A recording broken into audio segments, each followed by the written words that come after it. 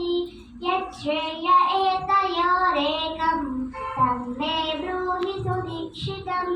श्रीभगवानुवाच सन्न्यासः कर्मयोगच्छ निःश्रेयसकरावुभौ तयोस्तु कर्मसन्न्यासः कर्मयोगो विशिष्यते। ज्ञेयः सन्न्यासी यो न द्वेष्टि न काङ्क्षति निर्द्वन्द्वो हि महाबाहो सुखं बन्धात् प्रमुच्यते। सांख्ययोगौ पृथक् बालाः प्रवदन्ति न पण्डिताः एकमप्यास्तिकः सम्यक् उभयोर्विन्दते फलम्। यत्साङ्ख्यैः प्राप्यते स्थानं तद्योगैरपि गम्यते। एकं साङ्ख्यं च योगं च यः पश्यति स पश्यति। सन्न्यासस्तु महाबाहो दुःखमाप्तुमयोगतः योगयुक्तो मुनिर्ब्रह्मा न चिरेणाधिगच्छति।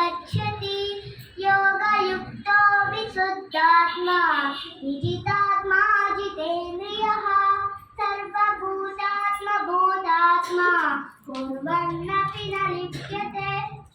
नैव किञ्चित् करोमीति युक्तो मन्येत तद्भवित्।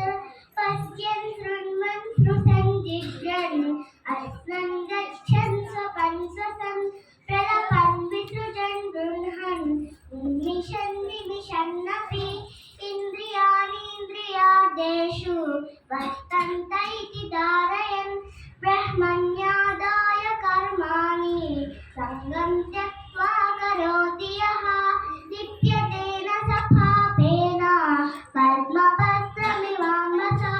युक्तः कर्मफलं त्यक्त्वा शान्तिमाप्नोति नैष्ठिकीम्।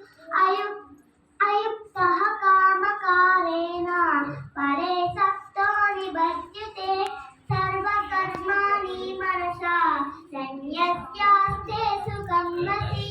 तवद्वारे पुरे देहि नैव कुर्वन्न कारयन् न कर्तृत्वं न कर्माणि न लोकस्य सृजति प्रभुः। न कर्मफलसंयोगं स्वभावस्तु प्रवर्तते।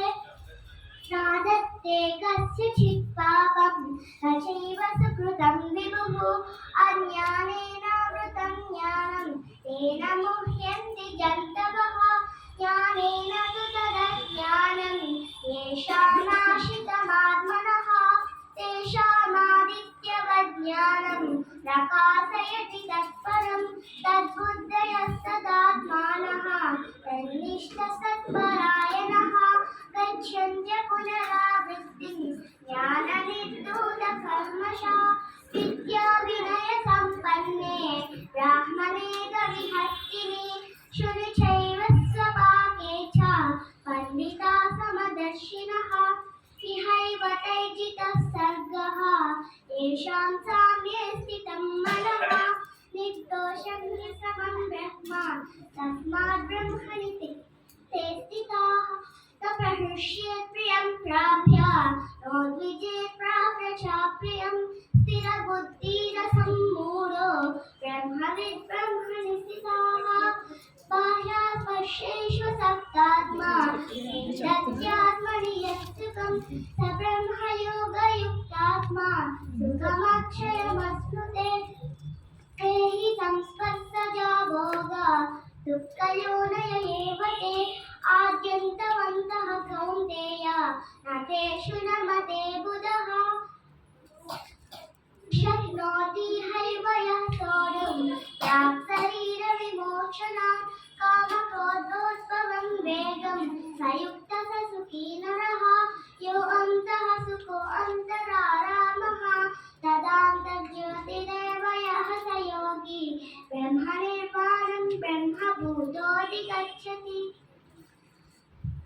लभन्ते ब्रह्मनिर्वाणं ऋषयः क्षीणकल्मषाः छिन्नद्वैतयतात्मानः सर्वभूतहितरताः।